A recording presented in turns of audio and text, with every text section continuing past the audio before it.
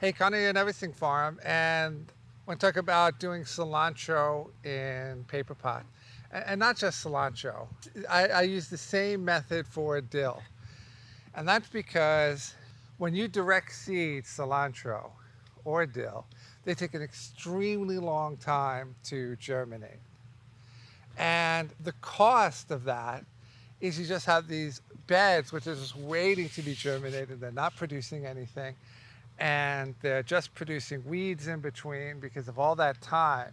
So when you do it with a paper pot, you can see here, you can get them to a size where they're just ready to take off. So all they have to do is, acclimate to the soil, to being transplanted, to get established, and then they're just going to take off. And very soon you're going to be harvesting cilantro. Same thing with dill.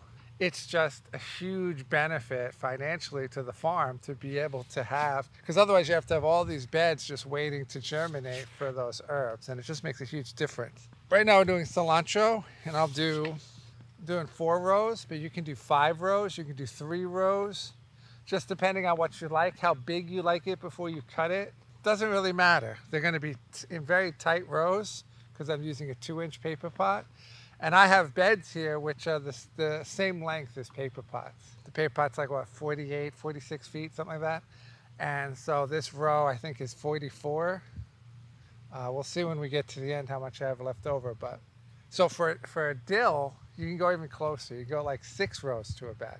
So you can do with dill, you can do 4, 5, 6. Because it's much more narrow and you need a lot more for a bunch.